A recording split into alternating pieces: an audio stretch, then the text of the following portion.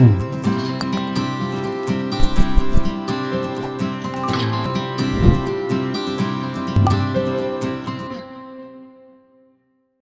very warm welcome to the SWAM course on Design Thinking and Innovation. This is week 8, part 2 of the analysis. We will be coming out with recommendations for design and then redefining the problem statement. So, it is section 8, week 8.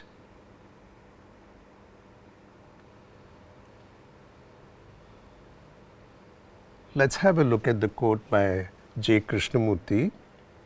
You are the world and the world is you. I will repeat it. You are the world and the world is you. You need to read it a couple of times to get the gist of it. What it means is that you are the reflection of the world, and the world that you create is the world that you live in. Let us have a look at the course content for week 8. Start with the design process. We look at design analysis part 2. We go from observation to inferences to finally recommendations. In terms of the tools, we look at creating personas and what we call as the OIOR table. We implement this in the project, and then we have a look at a case study, the Indian medicine system.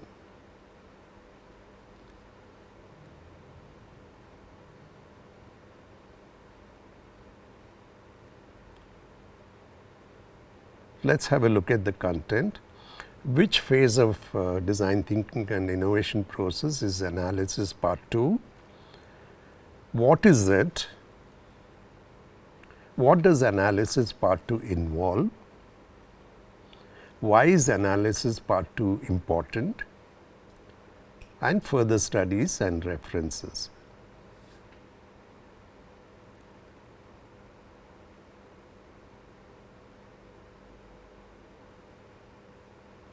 Analysis is the second phase of the design thinking and innovation process.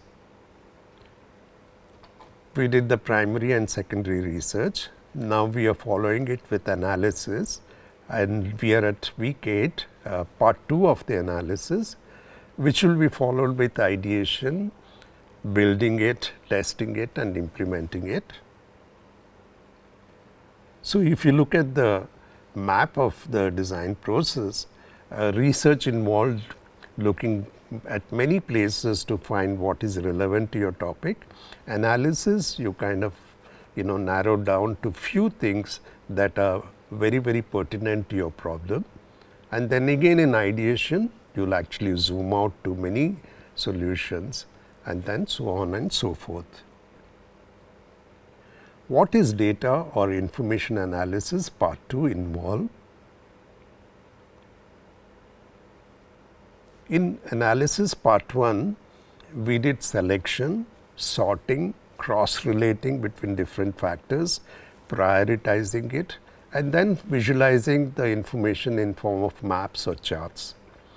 Now, this was collated from primary and secondary research, mainly to make sense of it and identifying issues or needs connected with your chosen topic.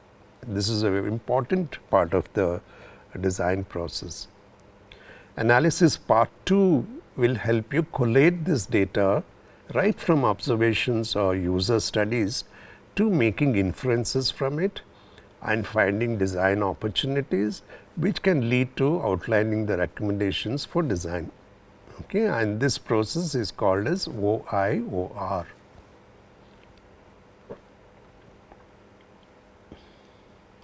What does it involve? So, the part 1 involved all this selection, sorting, cross-relating, prioritizing, identifying uniqueness and mapping and visualizing. As compared to that, part 2 involves observation or user feedback, inference from that, looking for opportunities for design, then recommendations for design, and lastly redefining the problem statement itself. So, let us look at OIOR in detail. Observation, this is the data or the information that you gathered from primary and secondary research. Inference refers to conclusions reached through critical analysis of this data, again with reference to your problem space. Opportunities refers to recognition and discovery of factors that are helpful for solving issues connected with your problem space. And the last one is the recommendations, which refers to the listing of actionable factors that show the way towards possible design ideas and solutions. Okay, so it's observations, inference, opportunities, and recommendations. Starts with O, observation, I, inference, O, opportunities, and then R, recommendations. Why is analysis part 2 important? It involves critically examining the gathered data or information that has been collated and making sense of this data in a systematic, organized manner such that it is useful in identifying the needs for solving issues connected with your topic. Very simple.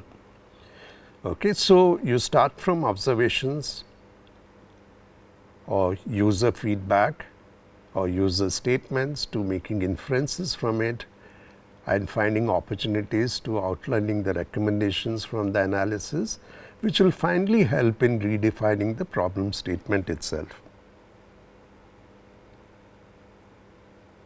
So, let us look at how can we redefine the problem statement. You started the project by picking up a topic and then you went about doing research on finding issues to be solved. Next part of it, analysis, helped you to further identify the needs for solving issues connected with your topic. With these new findings, now you can actually redefine the problem statement which you originally started with. So, let us have a look at an example. This is designing an engaging toy for children. That was how you started the topic. Let us see, after your primary and secondary research and analysis part 1 and part 2, now you can redefine the problem statement as design an engaging play and learn. See, play and learn has been added. Constructive, that is another word which has been added. Toy for children, now the age group has been added in the age group of 3 to 6. With features of collaboration, sharing and storytelling. That means these are the 3 features of the play and learn toy that we are doing using sustainable materials.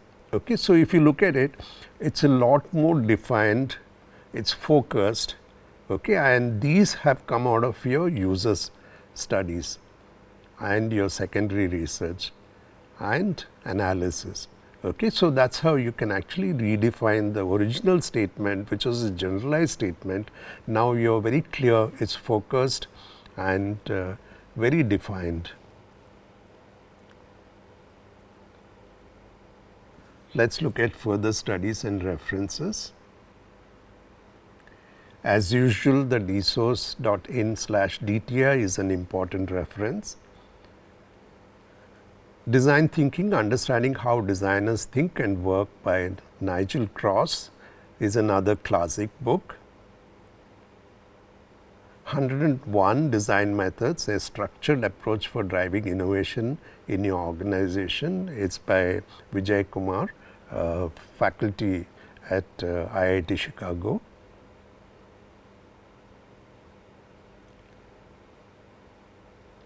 Let us end this session with a design quote from Professor John Heskett. Design is to design a design to produce a design. Again, I will read it. Design is to design a design to produce a design. Read it again and again to make sense of it. So thank you for listening. This was section A8 of week 8. Let's have a look at the design process all the way from week 1 to week 8. Week 1, we started with the introduction and the course structure. Week 2 was about what, who, why of the design thinking and innovation process. We also looked at different models of design thinking and innovation. Week 3, we started with secondary research part 1, and we also had a look at how to do the documentation. This was followed by secondary research part 2 in week 4, and we also looked much closer at the user and the environment.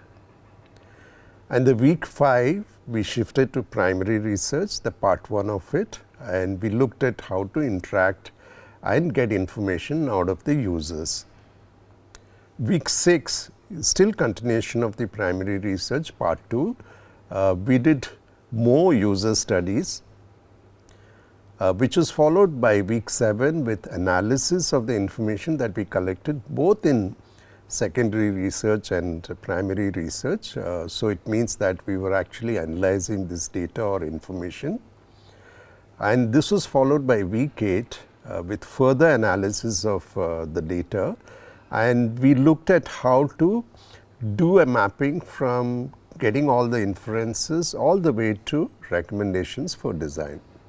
So this is the summary of the design concept and process all the way from week 1 to week 8.